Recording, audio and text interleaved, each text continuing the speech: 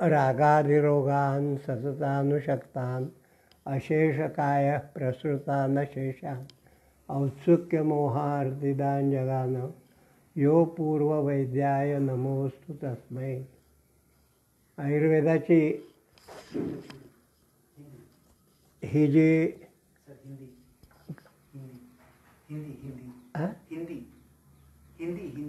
हाँ बराबर हाँ अच्छा सॉरी तो अब हम आज आयुर्वेद का जो शारीर का विचार है कला शारीर उसके बारे में हम आज थोड़ा जानकारी लेंगे. तो दिया है इधर चरक और सुश्रुत ये जो दो ग्रंथ अपने हैं जो प्रैक्टिस के लिए ये पढ़ने के लिए हम जो इस्तेमाल करते हैं. तो उसमें जो शारीर का जो विचार दिया है उसमें चरक और सुश्रुत का तौलनिक जरा विचार करेंगे थोड़ा सा तो ऐसा ज्ञात हो जाएगा कि चरक संहिता में स्रोतस विचार ज़्यादा विस्तृत दिया है और कला का विचार जो है वो सुश्रुत में ज़्यादा दिया है. उसका कारण ये दिया है कि चरक जो है वो लॉजिक अनुमान जो है उस पर ज़्यादा जोर देते हैं. सुश्रुत ने उन्होंने डिसेक्शन वगैरह किया था, शव विच्छेदन किया था, इसलिए वो ज़्यादा से ज़्यादा प्रैक्टिकल का विचार करते हैं कि ज़्यादा से ज़्यादा कैसा दिखाई पड़ेगा और वो शस्त्रकर्म के बारे में सोचते हैं. इसलिए कला ये जो विचार है वो सुश्रुत ने ज़्यादा दिया है. वैसे तो चरक सुश्रुत ये जो दोनों ग्रंथकार है वो अपने ग्रंथ में जो श्लोक लिखते हैं या अर्थ लिखते हैं वो श्लोक नाप कर लिखते हैं. वो इधर उधर ज़्यादा कोई लिखते नहीं है. फिर भी ऐसा होने के बाद भी सुश्रुत ने कला के लिए एक चैप्टर दिया है और चरक ने स्रोतस के लिए एक चैप्टर दिया है. तो ऐसा क्यों हो गया है? तो स्रोतस के बारे में चरक ऐसा सुझाव देते हैं कि वो पोषण शरीर का जो पोषण करना है उसके हिसाब से वो स्रोतों का ज़्यादा विस्तृत विचार करते हैं, क्योंकि स्रोतों में जो विकृति आती है उसके बारे में कैसी जानकारी लेने की है, निदान पंचक कैसा देखना है वो देखना है और ट्रीटमेंट या चिकित्सा देना है. सुश्रुत जी का जो विचार है कला का वो जो है वो शस्त्रकर्म और विषतंत्र. सुश्रुत ज़्यादा से ज़्यादा इमरजेंसी या विष आम इसका विचार है ज़्यादा करते हैं. सुश्रुत का विचार है विष के बारे में. तो दोनों का ये जो अलग अलग विचार है इसके वास्ते सुश्रुत ने कला का जो विस्तृत वर्णन किया है वो हमें देखना है. अभी ऐसा विचार करेंगे तो स्रोतों की संख्या चरक ने भिन्न दी है, सुश्रुत ने भिन्न दी है. कला की संख्या विचार करेंगे तो 7 ही कला बताई है. अभी ऐसा एक विचार करेंगे कि जब हम पढ़ते थे तो दोषो धातु मल विज्ञान में हमें ये सिखाते थे कि धातुओं का जो विचार होता है तो रस, रक्त, मांस, मेद, अस्थि, मज्जा, शुक्र ये क्रम से 7 धातु दिए हैं और उनका वर्णन उधर किया है. स्रोतों के बारे में ये 7 धातुओं के 7 स्रोत होते हैं. पहले 3 प्राण, अन्न, उदक 3 स्रोत होते हैं. बाद में मलमूत्र, स्वेद ये स्रोत होते हैं. आठवां स्रोत जरा अलग दिया है. लेकिन कलाओं के बारे में जब देखते हैं तो क्रम थोड़ा अलग हुआ है. रक्तधरा कला, मेदोधरा कला, श्लेष्मधरा कला, पुरुषधरा, पित्तधरा, शुक्रधरा ऐसा क्रम दिया है. तो ऐसा क्यों किया है? तो इसके बारे में उन्होंने सुश्रुत ने टीका में उत्तर दिया है उन्होंने, या आगे वाले जो ग्रंथ है अष्टांग संग्रह, वाग्भट, उन्होंने भी उसका समर्थन किया है कि ये जो क्रम दिया है, तो उनके बारे में लिखते हैं पोषणे क्रमो अयम न तो धारणे, रस रक्त मांस मेद अस्थि मज्जा शुक्र, ये जो धातुओं का क्रम दिया है वो पोषण के हिसाब से दिया है। अन्न जो हम खाते हैं उसका रस बनता है और वो क्रम से रस रक्त मांस मेद अस्थि मज्जा शुक्र इनका पोषण करके करके केदार कुल्य न्याय से आखिर तक जाता है, ओज में रूपांतरित होता है और ओज के कारण हम हमारा कार्य वगैरह कर सकते हैं। कलाओं के बारे में उन्होंने क्या किया है कि धारण, का धारण आधारत्वेन कला, ऐसा उन्होंने वर्णन किया है। आधार किसका? आधार धातुओं का। चरक ने भी ये दिया है। वैसे तो चरक सुश्रुत अलग नहीं है, उनका जो तत्वज्ञान है हाँ बहुत सा मेलजोल वाला है, लेकिन प्रैक्टिकल में जब पेशेंट का जो प्रैक्टिकली विचार करने का है, प्रत्यक्ष विचार करने का है, तभी जो अपने को अड़चने आते हैं उसके बारे में सुश्रुत को अलग विचार करना पड़ता है। इसलिए उन्होंने आधारत्वेन, चरक ने धातुओं के दो प्रकार दिए हैं, एक स्थायी धातु और दूसरा अस्थायी धातु, यानी स्थिर धातु और अस्थिर धातु। अपने जो सॉफ्ट ऑर्गन जिसको बोलते हैं मृदु अवयव, अपने कोष्ठ में जो दिया है, कोष्ठ की जो व्याख्या दी है उधर स्थानान्यामाग्नि पक्वानाम मूत्रस्य रुधिरस्य च हृद उंडुकम कोष्ठ इति अभिधीयते। तो इसमें ये जो कोष्ठ का विचार दिया है उसमें बहुत से ऑर्गन जो होते हैं वो सॉफ्ट होते हैं, और वो सॉफ्ट ऑर्गन जो होते हैं वो सॉफ्ट ऑर्गन जो है वो स्थायी धातु है। और जो खाते हैं वो अन्न का जो रस बनता है पचन के बाद, उसमें से जो अंश देकर जो धातुएं बनती है वो अस्थिर धातु होती है, स्थिर नहीं होती है। जैसे कि आमाशय स्थिर धातु है, हृदय, फुफ्फुस, सुश्रुत ने क्लियर किया है कि रक्त प्रसादजम हृदयम, रक्त कफ प्रसादजम हृदयम, असृज कंडरा शिरा, फुफ्फुस के बारे में शोणित फेन प्रभवः फुफ्फुसः, उंडुक के बारे में शोणित किट्ट प्रभवः उंडुकम। ऐसा जो दिया है तो उन्होंने ये बताया है कि ये सब स्थायी धातुएं होती है।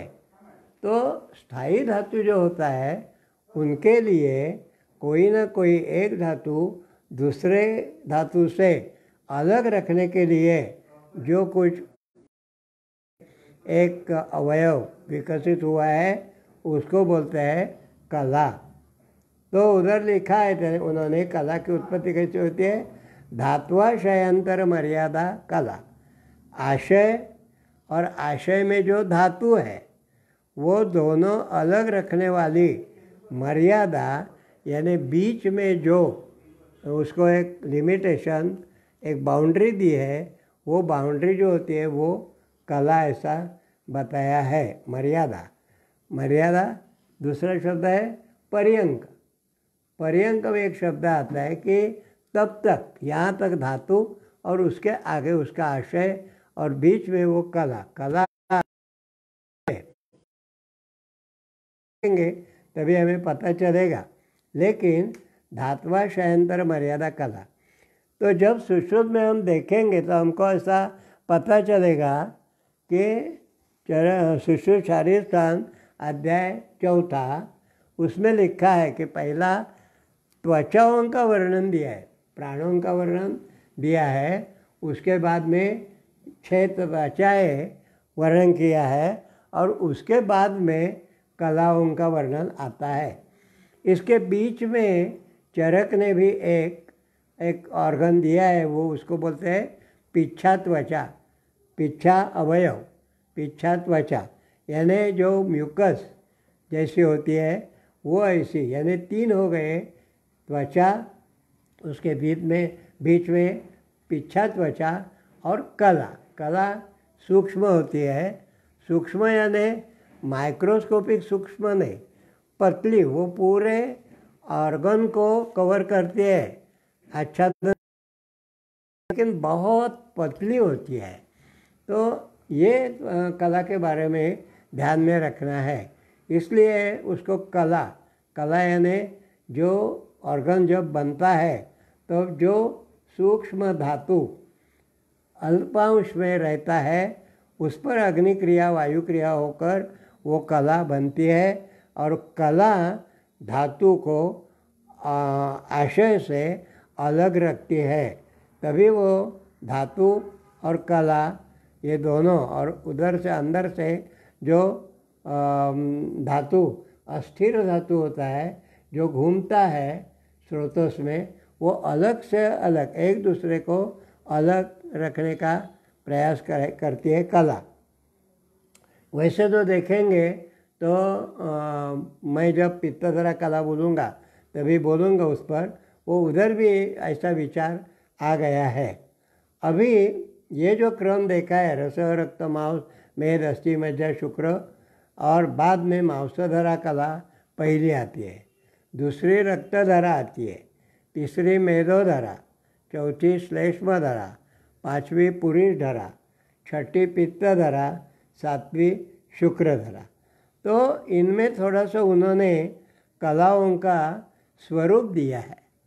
कला देखने के तो कैसे देखेंगे, वैसे तो ऑर्गन जैसा ही दिखता है ना, कला दिखती ही नहीं है, लेकिन कला से वो ऑर्गन या अवयव ढका हुआ रहता है। तो उन्होंने 3 प्रकार दिए, स्नायु भी प्रतिच्छिन्ना, जरायुज और श्लेष्म, ऐसे 3 प्रकार दिए हैं। कला शरीर में कभी कभी जैसे स्नायु होता है, तो स्नायु में जैसा अंदर से एक कोटिंग होता है, जिसको आज हम कैटेगरी देखेंगे तो वो फाइब्रस स्ट्रक्चर होता है। दूसरा जो होता है जरायुज, वो थोड़ा सा शीट लाइक, यानी वो रस का होता है, शीट लाइक जो होता है वो। और तीसरा जो होता है वो श्लेष्म, यानी कि घुटने में जो 2 अस्थियों के बीच में जो कफ का एक ऑर्गन, कफ का एक पार्ट रखा है, भाग रखा है, वो जिसके वो कारण वो 2 अस्थियाँ एक दूसरे पर घिसट नहीं जाती हैं। तो ये ऐसे जो होते हैं, बरसा बोलते हैं। तो ये जो प्रकार होते हैं, तो कलाओं के ये 3 प्रकार उन्होंने दिए। कभी कभी आपको स्नायु का जैसा रचना मिलेगी, कभी कभी शीट जैसा पतली त्वचा, और कभी कभी श्लेष्म जैसा घना कफ जैसा होता है वैसा। जैसे कि हमने देखा है कि घी कुंवार, कोरफड़ बोलते हैं, कुमारी, उसका जो अगर छेद के लेंगे तो अंदर जो जैसा घना जो कफ जैसा मिलता है स्ट्रक्चर, वैसा स्ट्रक्चर श्लेष्म में रहता है, श्लेष्म कैटेगरी में। तो ये 3 प्रकार की कलाएँ अपने को शरीर में दिखाई पड़ती है।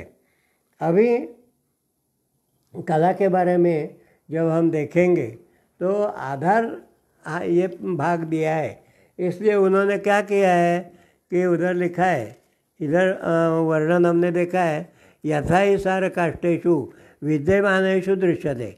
उन्होंने उपमान प्रमाण से बताया है कि कोई वृक्ष अगर काट देंगे तो वृक्ष के अंदर ऐसे विविध विभाग दिखाई पड़ते हैं, और वो दोनों विभाग, वो विभाग जो होता है वो धातु होता है, और उसके बीच में वो कला रहती है। तथा ही धातुर्मांसेषु विद्यमानेषु दृश्यते। मांस में खास कर मांस धातु में या ऐसी कला दिखाई पड़ती है। स्नायुभिश्च प्रतिच्छन्नात् संततांश्च जरायुणा। जरायु गर्भ का जो ऊपर का आवरण होता है झिल्ली जैसा, ऐसा जो आवरण होता है वो भी ऐसा अपने को ऑर्गन पर दिखाई पड़ता है। श्लेष्मणा वेष्टितांश्चापि कलाभागांस्तु तान् विदुः।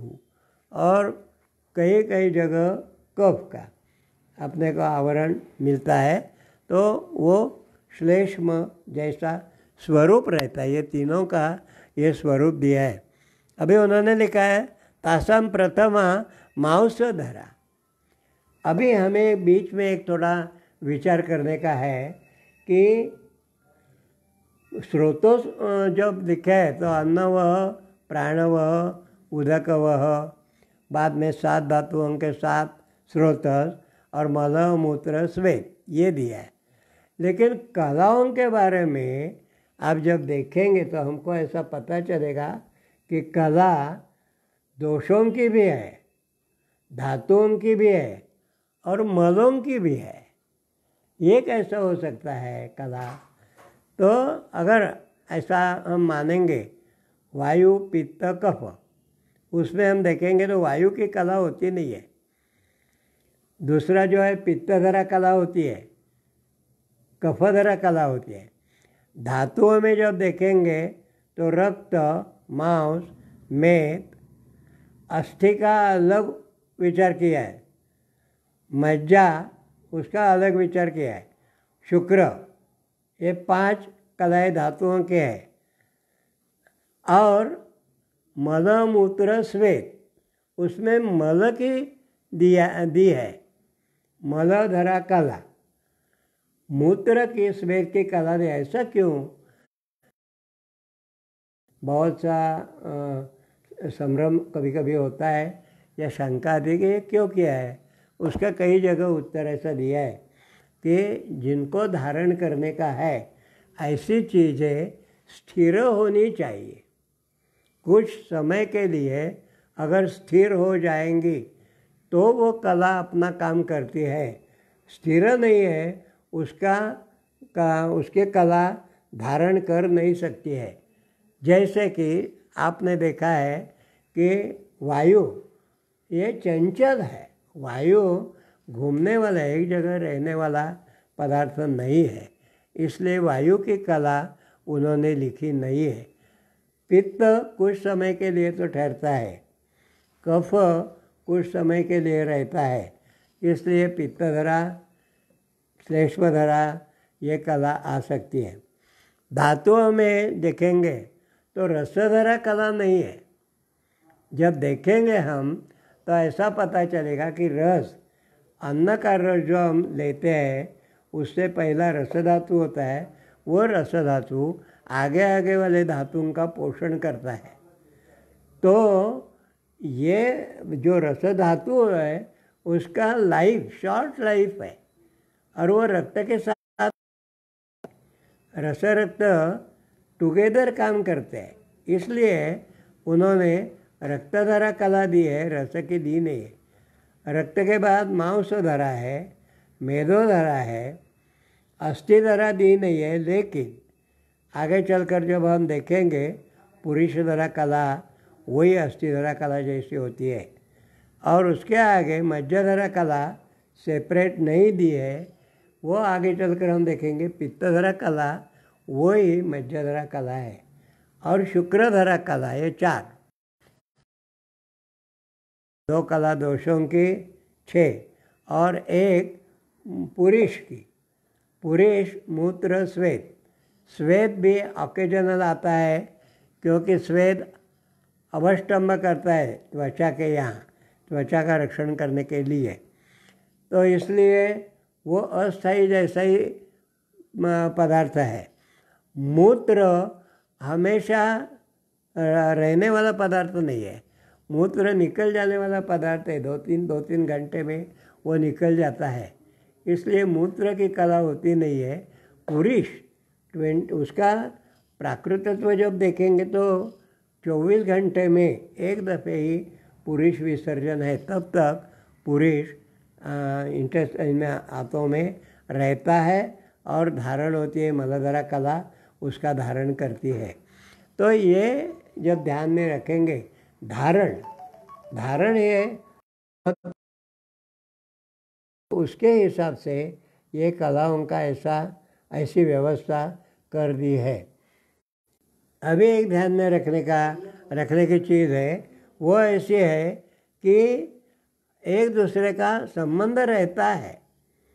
जैसे एक वाग्भट में सूत्र दिया है कि धातुओं के बारे में, तत्रास्तनि स्थितो वायु पित्तं तु स्वेद रक्तयो श्लेष्मा शेषेषु तेनेषाम आश्रय शयनम भी था।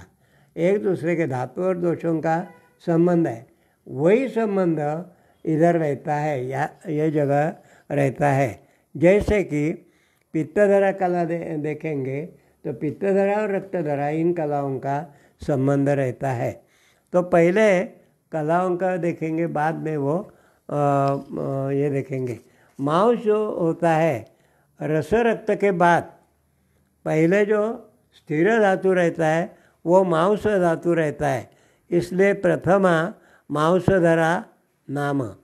यस्याम मांसे शिरा स्नायु धमनी स्रोतसाम प्रतानाः भवन्ति। ये जो मांस रहता है वो मांस में शिरा स्नायु धमनी स्रोत इनके छोटे भाग अंदर फैलाते हैं और रहते हैं। इसलिए सुश्रुत अपने शिष्यों को ये जानकारी देते हैं कि भाई शस्त्र चलाने के वक़्त आप वो उधर थोड़ा ध्यान रखिए कि वो उल्टा पुल्टा कटा न जाए। इसलिए पहले वो मांस धरा कला लिए कि वो मांस के आश्रय से ही शिरा स्नायु प्रतान यानी छोटे पार्ट ऐसे स्प्रेड होते हैं, बॉडी में फैल जाते हैं। उसका उपमान प्रमाण दिया है, यथा विषम मृणालानि विवर्धन्ते समन्ततः भूमौ पंकोदकस्यानि तथा मांसे शिरादयः।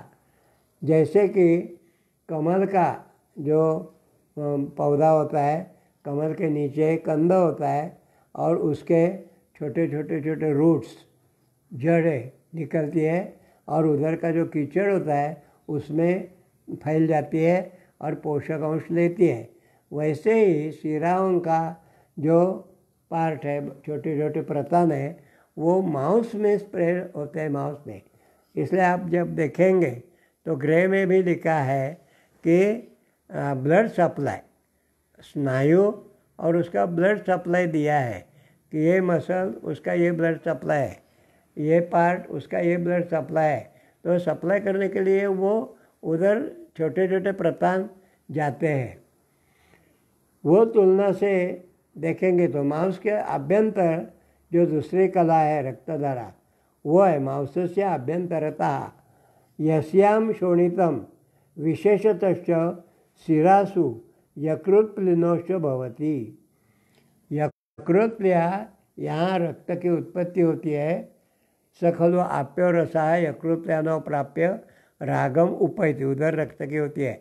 और वो जब शिरा में जाता है तो शिरा के अंदर यकृत, ये दोनों ऑर्गन में और शिराओं के अंदर ये रक्तधरा कला होती है, जो आशय से रक्त को सेपरेट रखते हैं, स्वतंत्र रखती है और वो घूमने को स्वतंत्रता से उसे घूमने को देते हैं। तो उधर उन्होंने लिखा है कि उपमान प्रमाणे वृक्षाद यथा अभिहतात् क्षीरिणः क्षीरिमः वहेत् मांसादेव क्षतात् क्षिप्रम शोणितम संप्रसिच्यते। जैसे कि क्षीरी वृक्ष होते हैं, अर्क या एरंड, ये जैसे क्षीरी का कोई पत्ता आप तोड़ेंगे तो वहाँ से क्षीर यानी उसका जो रेजिन होता है, क्षीर होता है, वो बाहर आने को शुरुआत होती है। वैसे ही शरीर में, मनुष्य शरीर में मांस को हम आघातित करेंगे तो वहाँ से शोणित आने को शुरुआत होती है, क्योंकि मांसस्य अभ्यंतरता ये रक्तधरा कला है। अभी ये ध्यान में रखने का है कि रक्तधरा कला मांस में है, ये सही है, लेकिन यकृत प्रयास से वो शुरू होती है।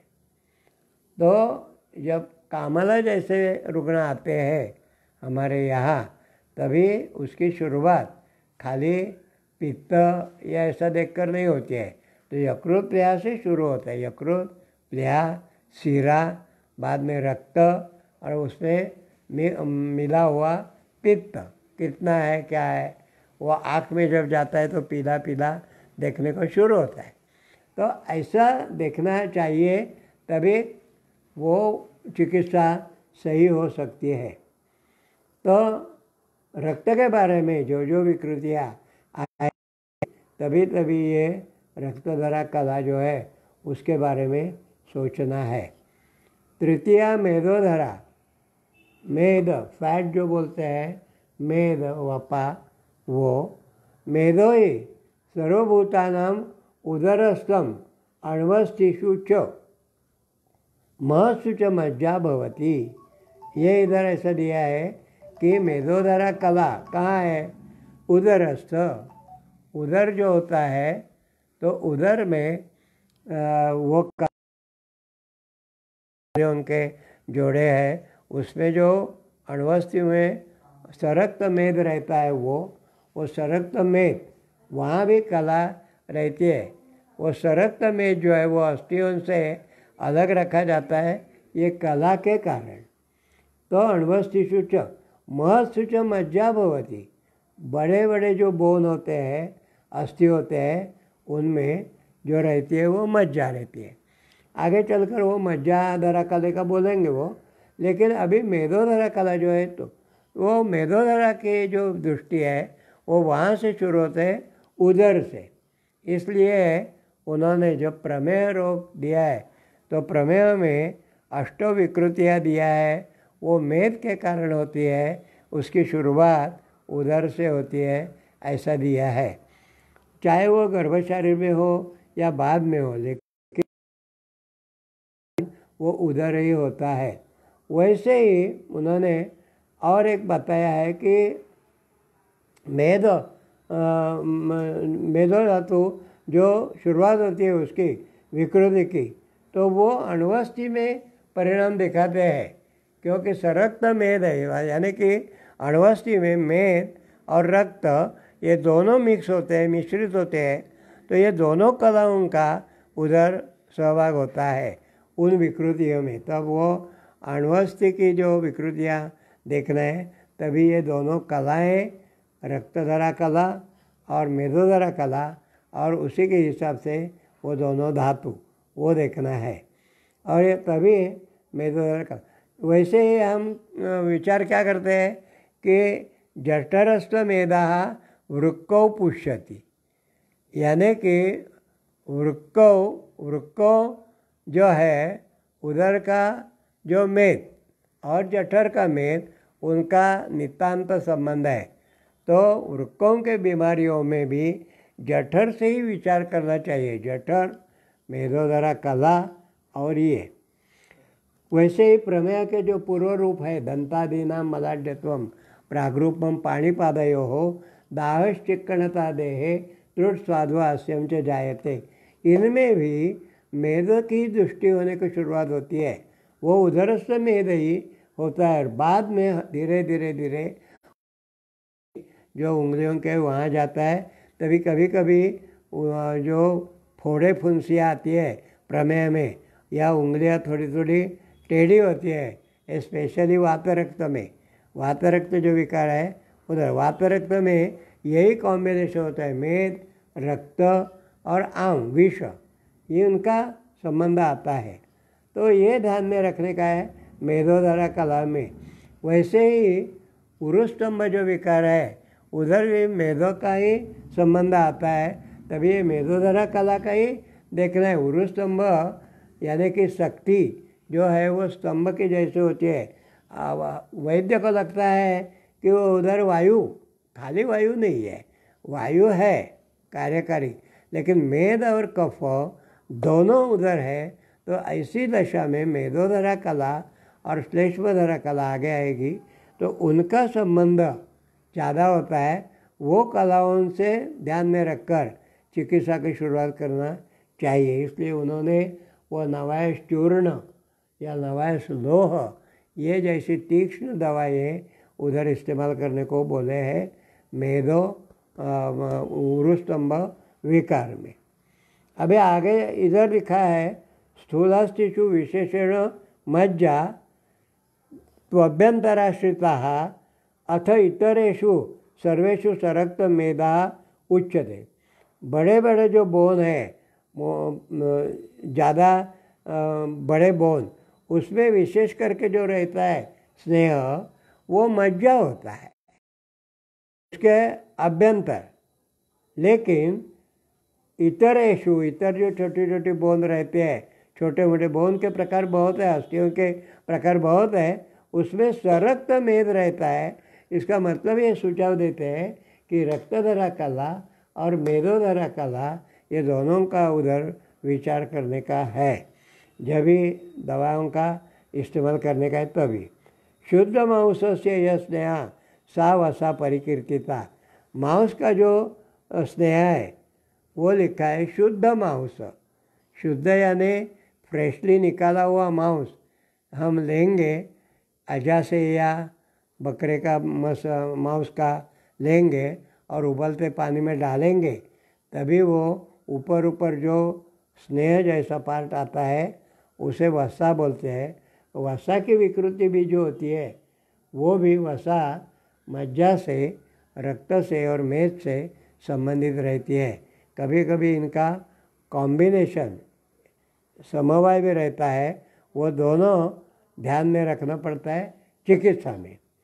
अभी चतुर्थी श्लेष्मधरा सर्वसंधिषु प्राणभृताम भवती। ये देखिए कैसा लिखा है इधर, श्लेष्मधरा सर्वसंधिषु, विशेष करके संधि जो होते हैं, बड़े बड़े जो जोड़ों में जॉइंट्स होते हैं, मुख्यतः एंकल जॉइंट दिया है, जानू है घुटने का, वंक्षण संधि है, स्कंद का संधि है, कुरपर है और मणिबंध है। ये बड़े बड़े संधि है, बड़े लोग हैं ये।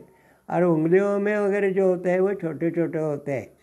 लेकिन पृष्ठवंश के संधि है, मन्या के पृष्ठवंश के संधि है, कर्ण के अंदर संधि है, छोटे छोटे संधि होते हैं। उसमें ये ध्यान में रखना है क्या है कि अणवस्तिषु उधर उनके पोषण के लिए सरक्त मेद रहता है और इधर सर्वसंधिषु प्राणभृताम भवती श्लेष्मधरा कला। ये ध्यान में रखने का है। अभी आपके पास बहुत से पेशेंट आते हैं, घुटने, वो डॉक्टर बोलते हैं कि उधर हड्डी कम हो गई है या उधर का हड्डी का पार्ट जो है कम हो गया है, क्षय हो गया है। तो एक्सरे निकलता है तो अंदर गैप दिखती है। लेकिन ये ध्यान में रखने का है कि हड्डियों का उतना क्षय नहीं होता है। उधर दो हड्डियों में, अगर घुटने के बारे में ध्यान में लेंगे, दो हड्डियों के बीच में जो कैप्सूल रहता है, कैप्सूल भी एक प्रकार की त्वचा है, लेकिन स्नायुजनित त्वचा है, वो स्ट्रॉन्ग है ऐसी। तो उसमें जो बरसा रहता है श्लेष्मक कफ, श्लेष्मक कफ या उधर का जो कफ है वो कफ कम होता है, तभी वो कैप्सूल चिपक जाती है। और चिपक जाने के बाद उधर ऐसा लगता है कि गैप पड़ गई है और दोनों अस्थियाँ एक दूसरे पर घिसटती है। तो ये ध्यान में रखने का है कि अगर श्लेष्मधरा कला को ठीक करेंगे उधर की, तो मेरा ये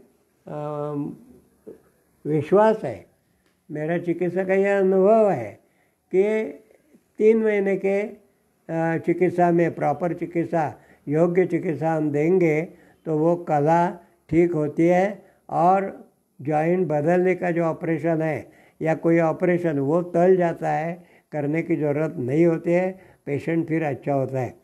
इधर लिखा है प्राणभृताम भवती। श्लेष्मधरा कला प्राणभृताम भवति। क्यों?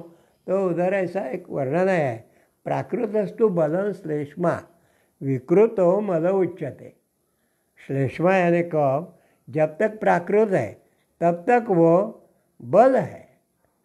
अपने शरीर का भार उठाने के लिए ये जो संधि है उनको, उन पर जो तनाव आता है, उन पर जो प्रेशर आता है, वो सहन करने के लिए उधर का जो कफ है, सर्वसंधिषु प्राणभृताम भवति प्राकृतस्तु बलम श्लेष्मा, और वो विकृत हो जाएगा तो पापमा।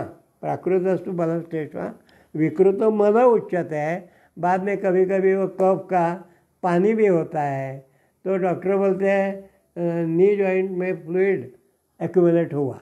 बाद में फ्लूइड होता है तो वो फ्लूइड खराब होने के बाद उधर बैक्टीरियल इन्फेक्शन होता है। ऐसा एक एक एक शुरू होता है। तो अपने शास्त्र के हिसाब से हमें श्लेष्मधरा कला कैसी है, क्या काम करती है, उन्होंने लिखा है, स्नेह व्यक्ते यथा यक्षे चक्रम साधु प्रवर्तते संदया साधु वर्तन्ते संश्लिष्टा श्लेष्मणा यथा। जैसे कि गाड़ी का, यानी कि बैलगाड़ी का, आज का जो कार वगैरह है, कार का नहीं है, कार का वो सर्विसिंग वाला सर्विस करता है तभी करता है वो, लेकिन बैलगाड़ी का जो चक्र है उसका जो एक्सिस है, तो पुराने ज़माने में उधर ऑयल डालने की एक रीति थी ताकि वो जो पहिया है वो पहिया का उधर घर्षण नहीं होता था। वो साधु प्रवर्तते चक्रम साधु संदया साधु वर्तनते, उसी के हिसाब से ये श्लेष्मा, ये कला के आश्रय से रहने वाला श्लेष्मा जब ठीक तरह से काम करता है तभी वो जॉइंट, वो संध्या अच्छी तरह से संधि काम करते हैं। तो एक ध्यान में रखने का है, सब अस्थियों के जोड़ों को जो जो विकार आएंगे, जैसे कि पृष्ठमांस का है तो पृष्ठमांस के बीच में जो एक ऐसी छोटी छोटी पार्ट रखते हैं, वो जो पार्ट है वो भी ऐसा ही है कि वो थोड़ा फाइब्रस भी है, थोड़ा उसमें मेद भी है, और थोड़ा ब्लड का सप्लाई है, और उसमें इलास्टिसिटी के लिए मेद भी है। तो ये सब सोचकर, ये चार चार घटक उधर है, ये सोचकर उसके लिए दवा करनी पड़ती है। अभी आगे चलेंगे। पंचमी पुरुषधरा नाम, पांचवी जो कला होती है वो पुरुषधरा नाम की है। पुरुषधरा यानी मल की, मल जो होते फीसेस, उसकी वो कला लिखी है। या अंतःकोष्ठे मल अभिविभज्यते पक्वाशयस्थाः।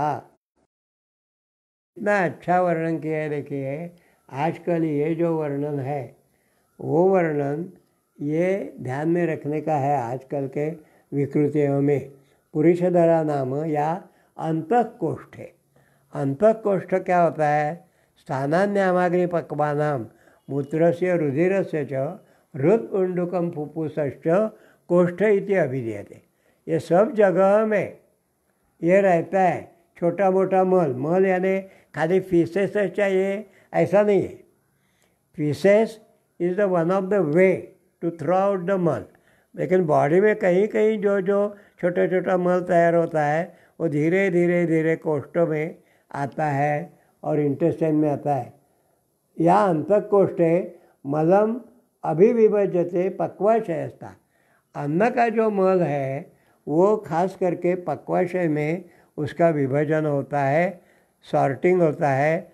मल भाग, सार भाग और आगे का जो पार्ट है मूत्र, द्रव मल, घन मल, ये सब जो व्यवहार है वो पक्वाशय में। और इसलिए उन्होंने दिया है यकृत समन्तात् कोष्ठम च। कोष्ठ कहाँ का? पूरा जो है वो लेने की जरूरत है क्या? नहीं है। यकृत समन्तात् कोष्ठं च तथांतराणि समाश्रिता उंडुकस्थम विभजते मदम कौमा मलधरा कला। मदम के यहाँ कौमा है, उधर मलधरा कला। यकृत प्लीहा, ये जो समंत पार्ट है उधर का, पित्त ये मल ही है, और वो मल पुरुष से ही बाहर जाएगा। थोड़ा पार्ट यूरिन से जाएगा, थोड़ा पार्ट स्वेट से, पसीने से जाएगा बाहर, लेकिन बहुत सा पार्ट जो है, बहुत सा उसका भाग जो है वो मल से ही बाहर जाता है। इसलिए यकृत समन्तात जो कोष्ठ है, अग्निस्थान है, आग्नेयाशय है, डिओडिनम है, गॉल ब्लैडर है, यकृत है, प्लीहा है, उधर की कला जो उदरस्थ कला है, वो सब उधर का जो पार्ट है उधर का सब मल इकट्ठा होता है और उसका विभाजन का शुरू होता है उंडुक स्तंभ। उंडुक सिक्कम का जो पार्ट है वहाँ से उसकी शुरुआत होती है एनालिसिस करने का। जैसे डाकघर में जाएंगे तो डिफरेंट टाइप्स ऑफ लेटर्स आते हैं, तो वो डाकिया उधर सॉर्टिंग करता है, ये कौन से पार्ट का है, ये कौन सा है, ये कौन सा है, ये कौन सा है, और बाद में वो सॉर्टिंग, उधर ऐसे कंपार्टमेंट होते हैं डाकिया डाकघर में। वैसे ही इधर ऐसी एक सिस्टम है। ये जो पुरुषधरा कला है ये ऐसी वैसी नहीं है, इससे इधर एक सिस्टम है, और वो सिस्टम में पहले घन किट, पहले किट्ट और सार भाग जो है वो भेज दिया जाता है, किट्ट भाग है उधर रहता है, घन किट्ट और द्रव किट्ट। द्रव किट्ट जो है वो उंडुक पार्ट से, वहाँ से असेंडिंग कोलन, डिसेंडिंग कोलन और ट्रांसवर्स कोलन, ये पार्ट जो दिखे है उधर से वो धीरे धीरे धीरे द्रव रूप मल बस्ती के ओर आता है, वहाँ से भी आता है उपस्नेह न्याय से, और थोड़ा पार्ट जो धातुओं में जाता है वो रक्त से घूमकर धीरे धीरे धीरे शरीर का जो छोटा छोटा मल है वो इकट्ठा करके वृक्क में आता है, वहाँ से गवीनी से बस्ती में आता है और वहाँ से बाहर निकल जाता है। तो ये ध्यान में रखने का है कि पक्वाशय क्यों इम्पोर्टेंट है। मलम मलधरा कला, इसको मलधरा कला बोलते हैं। अभी ये बहुत इम्पोर्टेंट है। मेरे प्रैक्टिस का अनुभव पूछेंगे तो मैं ये आपको बताऊंगा कि 100 पेशेंट मैंने अगर लिए तो 95 to 97 पेशेंट में ये कला बुरी तरह से विकृत होती है, दिखाई पड़ती है। इधर ये सब, इसलिए चरक ने भी लिखा है कि रोगा सर्वेपि जायन्ते वेगोदीर्ण धारणे, रोगा सर्वेपि जायन्ते, रोगा सर्वेपि मंदग्नौ सुतराम उदराणि च। चरक ने एक अग्नि का महत्व दिया है, रोगा सर्वेपि मंदग्नौ, तो अग्नि मेन सेंटर है। वैसे रोगा सर्वेपि जायन्ते वेगोदीर्ण धारणे, वेग बाकी वेग है, 13-14 वेग है, लेकिन मलमूत्र का हमेशा आने वाला वेग है, वो उस पर ध्यान देना चाहिए। लोगों का ध्यान उधर रहता नहीं। इसलिए मेरा ये कहना है, श्लेष्मधरा कला के बाद उन्होंने पुरुषधरा कला लिखी है। ये क्यों किया है, क्या है इसमें विचार? प्राकृतस्तु बलं श्लेष्मा, जब तक प्राकृत है तब तक वो बल जैसा काम करता है। विकृतो मद उच्यते, जब विकृत होता है तो मल होता है कब, और वो धीरे धीरे धीरे ये कला से बाहर जाएंगे। तो आज जो कोरोना नामक जो विकार आया है उसमें यही देखना चाहिए हमको कि उसकी श्लेष्मधरा कला, श्लेष्मा कैसा है, पुरुषधरा कला, पुरुष और मल कैसा है, और ये दो स्थान जब तक स्वच्छ क्लीन नहीं होते, अच्छे नहीं होते, तब तक कोरोना का जो वायरस है वो गेस्ट है, वो निकाला नहीं जाएगा। ये ध्यान में रखने का है। तो ऐसे पेशेंट में यहाँ ज़्यादा से ज़्यादा ध्यान देना चाहिए कि श्लेष्मधरा कला सर्व संधिशु दिखी है, लेकिन वो श्लेष्म स्थान जो है कफस्थान वहाँ भी है, उर के जो विविध भाग है उधर भी वो कला है, और उसके नीचे पुरुषधरा है, उनका अन्योन्य संबंध है। कफ, मल और मूलाधारा कला। इधर एक चीज़ बताना ज़रूरी है कि अस्थिधरा कला दी नहीं, इसका वर्णन उन्होंने सुश्रुत कल्पस्थान में किया है। या एव पुरुषधरा कला सा एव अस्थिधरा कला, ऐसा वर्णन किया है सुश्रुत कल्पस्थान अध्याय 4 सूत्र 40। उधर की टीका जो है उधर उन्होंने लिखा है या पुरुषधरा कला सा एव अस्थिधरा कला। इसका मतलब ये है कि पक्वाशयस्थ पुरुषधरा कला, उधर का मल, इनका सीधा सीधा संबंध अस्थियों का जो संघात है उधर है। जब अस्थियों में सूजन आती है या कोई विकृति होती है तो हमें पुरुषधरा कला, पक्वाशय, पुरुष, इनकी जांच जरूर करनी ही चाहिए। जब वो स्वच्छ करेंगे तभी उधर का जो प्रेशर है वो कम हो जाएगा अस्थियों का। ये ध्यान में रखने का है पुरुषधरा कला और अस्थिधरा कला इनका। आगे चलकर हम जब जाएंगे तो छठी पित्तधरा कला दी है। छठी पित्तधरा या चतुर्विधम अन्नपानम आमाशयात प्रच्युतम पक्वाशयोपस्थितम धारयति। ये जो इधर उन्होंने वर्णन किया है वो कला का वर्णन कैसे, शब्द कैसे है वो देखिए। या चतुर्विधम अन्नपानम, 4 प्रकार का अन्न है, भक्ष्य भोज्य पेय लेय, ये हम खाते हैं। वो आप कोई भी बताओ, प्रोटीन, मिनरल, स्नेह या फैट, वो कुछ भी ऐसा क्लासिफिकेशन कुछ भी करिए, उसके लिए कोई बात नहीं है। लेकिन चतुर्विधम अन्नम आमाशयात प्रच्युतम, आमाशय जो है जठर, स्टमक, वहाँ से जब आगे निकल जाता है, ये ध्यान में रखने का, यह अन्न ऐसा ही नहीं जाता है। उधर मीडिया है, कफ का मीडिया है, ग्रहणी का मीडिया है और उधर वायु का मीडिया है नीचे। इसलिए त्रिविध पाक दिए है, मधुर पाक, अम्ल पाक, कटु विपाक, मीडियम है। और उधर ये मीडियम में जो पासिंग मिला हुआ है जो अन्न, वो आगे जाता है।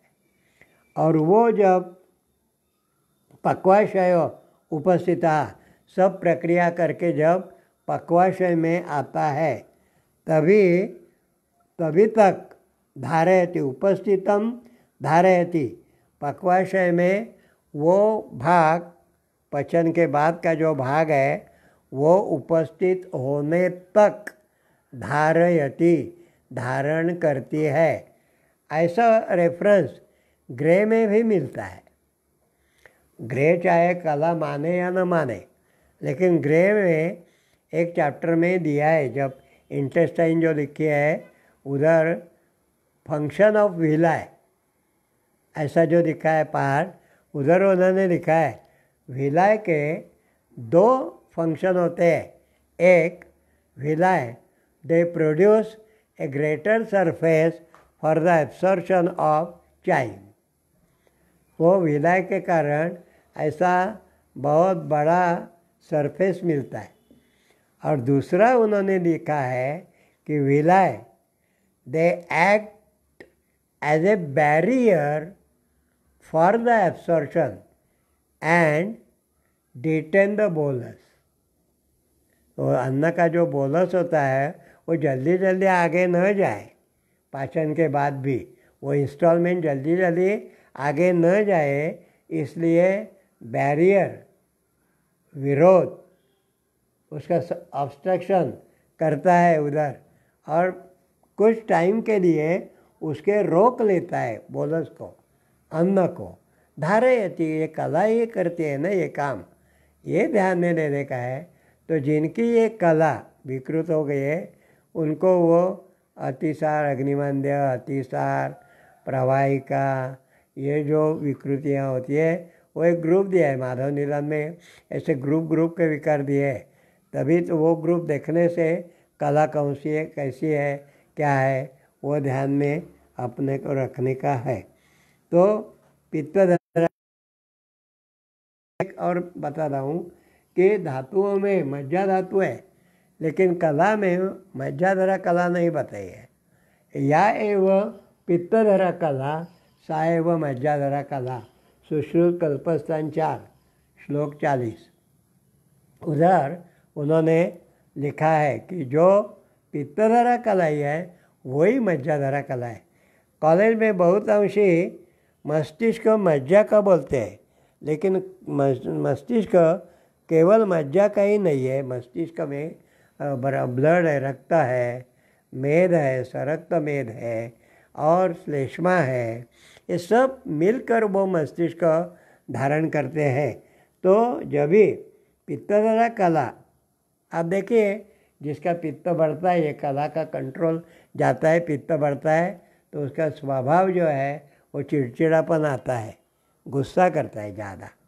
गुस्से की भी कैटेगरी होती है, लिमिटेशन, और उसका मापदंड भी होता है।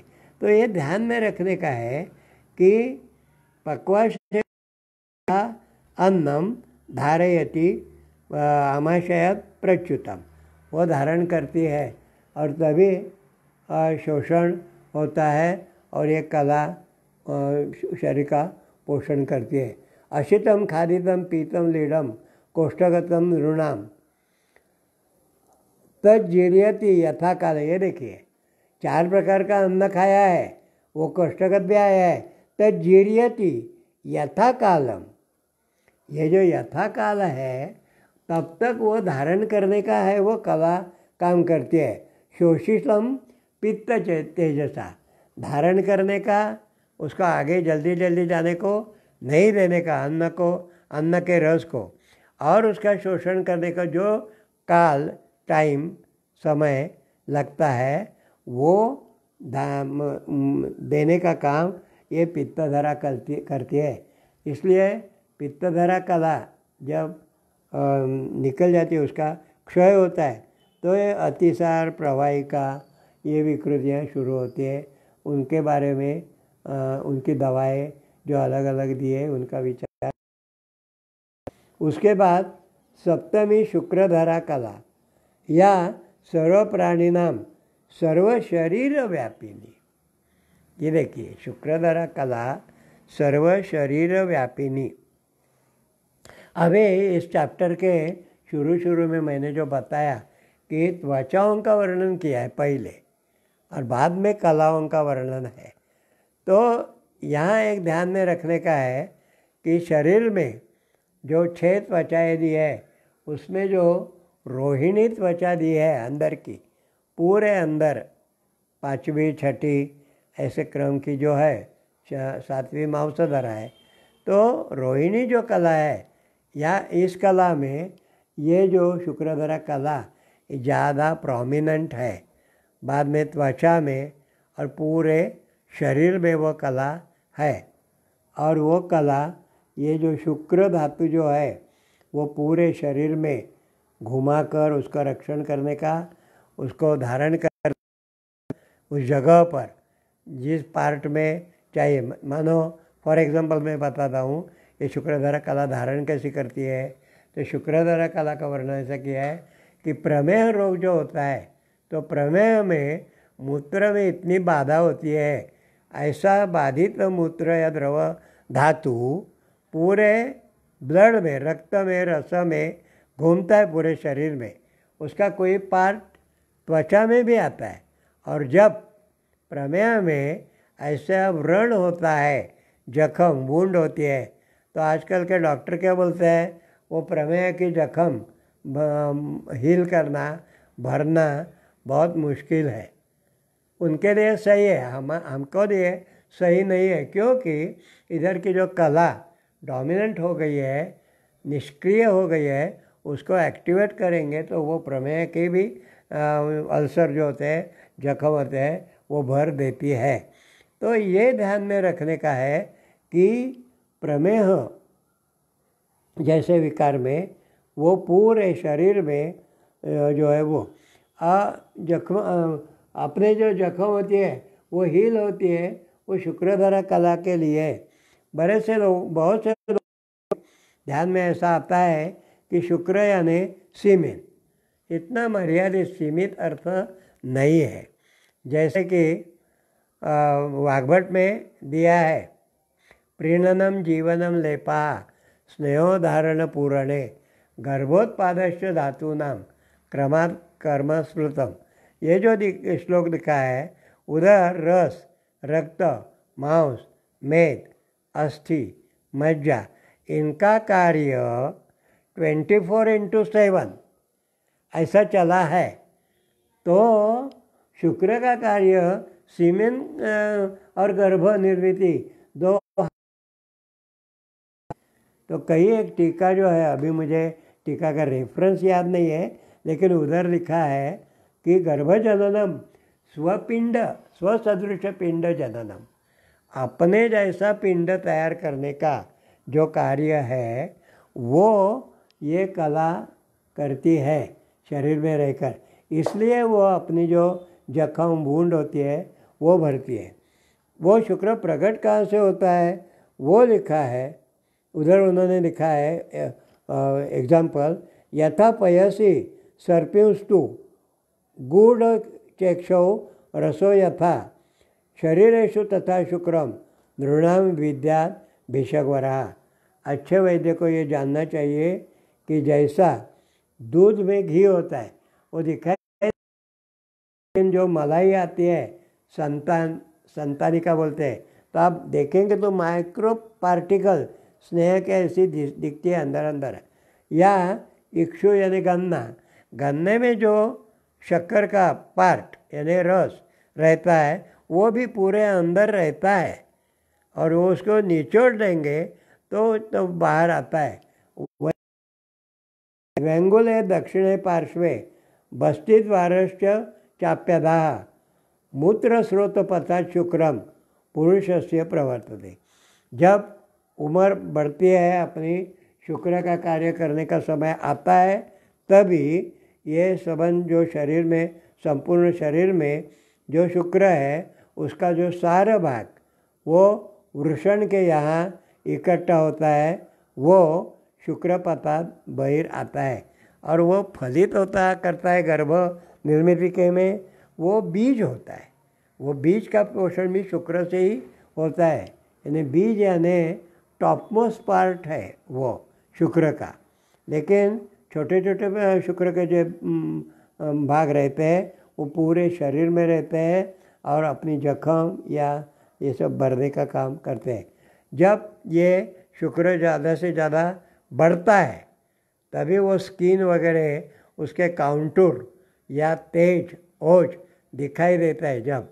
और वो जो उम्र होती है वो 20 से 30-35 तक की होती है। उसके बाद में थोड़ा थोड़ा ये कम होने का लगता है, ये कला थोड़ी थोड़ी ढीली होती है। वो हर एक कला में उनका संबंध है। अभी एक कला में जो महत्व का पार्ट है वो 2-3 मिनट में मैं ख़त्म करता हूँ। उनका कार्य दिया है।